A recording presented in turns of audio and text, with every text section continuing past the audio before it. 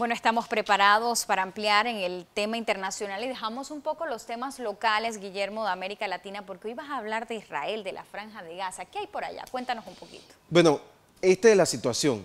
Durante toda la semana les he estado hablando de la tensión que hay en Jerusalén.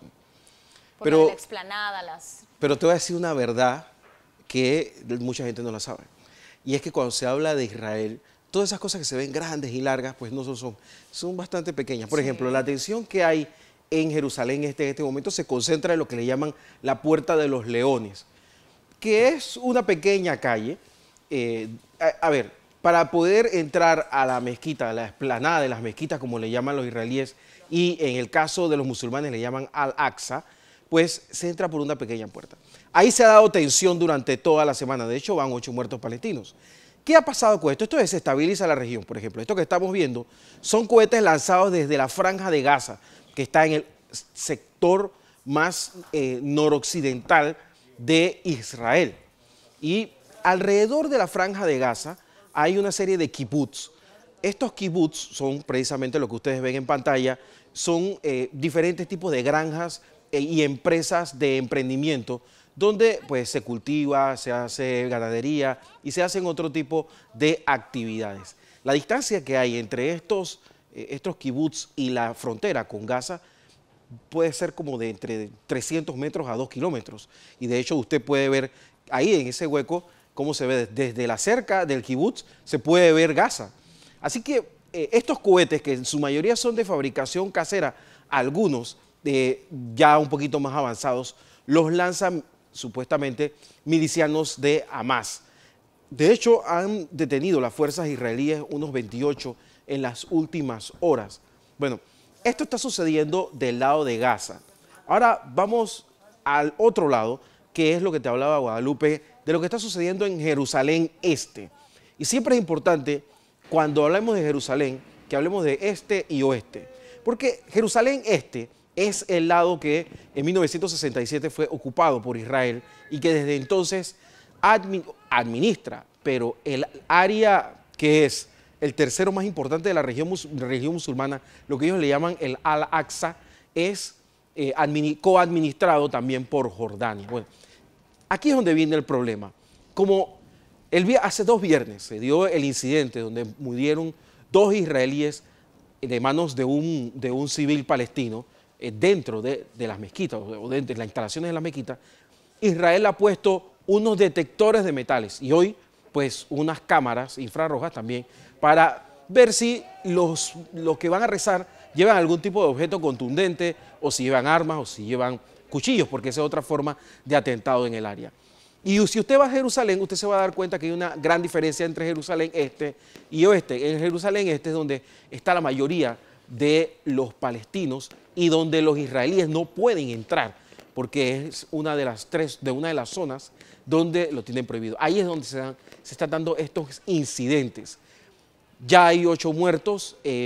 Benjamín Netanyahu, primer ministro de Israel, ha dicho que bajo ninguna circunstancia va a sacar estos aparatos que ayudan a las fuerzas israelíes a controlar un poco lo que pasa allá adentro.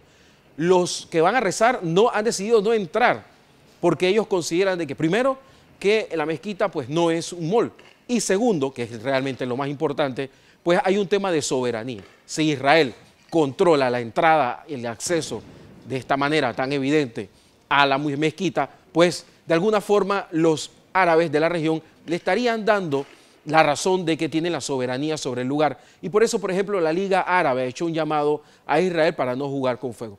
La verdad es que en este momento Israel está haciendo uso de su legítima defensa, pero también los palestinos alegan de que están haciendo uso de su razón para rezar con libertad en un lugar sagrado para ellos. Hoy el Consejo de Seguridad se va a reunir a puertas cerradas para debatir un poco la situación que si se le suma a lo que está sucediendo con Qatar, pues convierte a todo el Medio Oriente una vez más en un problema. Un poquito más hacia el este, en el Medio Oriente, está Afganistán, vecino de Irán. Bueno, el día de hoy un carro bomba se estrelló contra un bus lleno de funcionarios hay 31 muertos en este momento. Yo soy alérgico a pasar en Panamá noticias de lugares tan lejanos, pero fíjense, este es el caso donde el ataque se da por Al Qaeda, del cual ya casi no hablábamos. Bueno, para que ustedes vean cómo se ha multiplicado la cantidad de grupos radicales en el mundo que están en medio de esta guerra árabe que se está dando, una guerra civil entre los árabes, pues están perjudicando a una gran cantidad de países en África, en Europa e incluso Asia. Y este es el caso de lo que está pasando en Afganistán, que no termina de estabilizarse a pesar de que el control policial ya lo tienen los afganos. Bueno, y ni hablar de la situación que se vive en los alrededores de Afganistán, donde Estados Unidos constantemente está haciendo bombardeos para poder sacar de sus huecos a diferentes organizaciones extremistas que, como ya le decía, Al Qaeda mantiene todavía sus posiciones en el área. Y esto nos lleva a la reunión de la OPEC. La organización esta organización que tiene que ver con los temas de petróleo, la Organización de Países Exportadores de Petróleo, se reúne en Rusia. Y fíjese, el petróleo al día de hoy está en 48.12 dólares el barril Brent y el West Indian anda por ahí también. Hay una barrera de 50 dólares que ellos van a tratar de revisar para poder estabilizar un poco el precio, ya que está por desplomarse el precio del petróleo. Usted sabe que aquí en Panamá nosotros no lo notamos porque por más que baje el precio del crudo, pues nada más baja. Y cuando suben 2 centavos, no sube mucho. Bueno, en los países donde esto sí afecta, la OPEC tiene una gran incidencia y esta reunión está siendo seguida por buena parte del mundo que quiere saber finalmente a qué acuerdo van a llegar. Se habla de un ajuste del 2% hacia la baja para poder estabilizarlo. Recordemos que hay en este momento en el mundo una sobreoferta de crudo. Hay aproximadamente unos 33 buques llenos de crudo en diferentes océanos, esperando por comprador, por alguien que los llame y les diga descarga aquí en mi refinería para poderlo vender refinado. Y eso está pasando ahora mismo. ¿Por qué? Por el fracking que está utilizando Estados Unidos y otros países que tienen sus reservas completamente llenas. Lo mismo pasa con China, lo mismo está pasando con Rusia, y ni hablar de Brasil, que incluso ha encontrado nuevos yacimientos.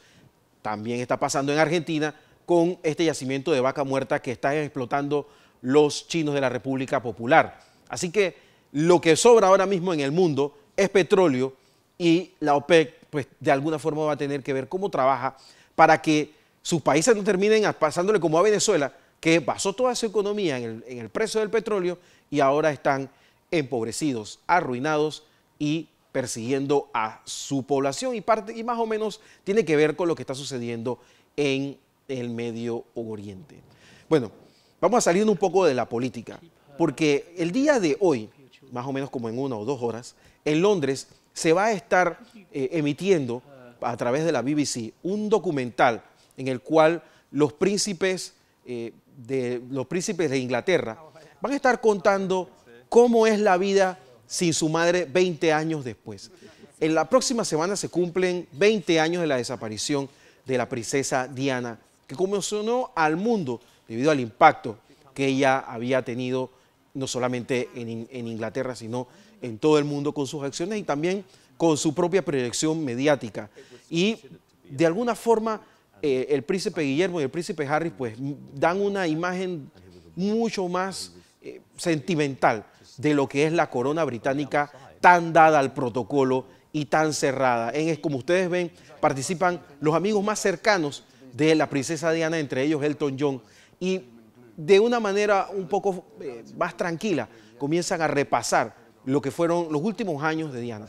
Los príncipes han dicho que todos los días recuerdan esa última llamada que les hizo su madre horas antes de fallecer con su entonces novio Dodi Al-Fayed, el cual, por cierto, su padre insistió hasta lo último que había sido asesinado por fuerzas especiales del gobierno británico, lo cual nunca se corroboró y, por supuesto, pues se ha desechado semejante teoría. Lo que sí es cierto es que Diana tuvo un impacto importante en su país, el mundo, como embajadora de la Cruz Roja, y pues otras causas, así como también el tema de la moda Guadalupe, que quizás muchos no la conocieron, pero ahora pues mantienen ese glamour, esa estela que ella dejó, y hoy la BBC pues le rinde homenaje con este documental, bastante trabajado porque se demoraron casi 10 años tratando de armar este tipo de documental.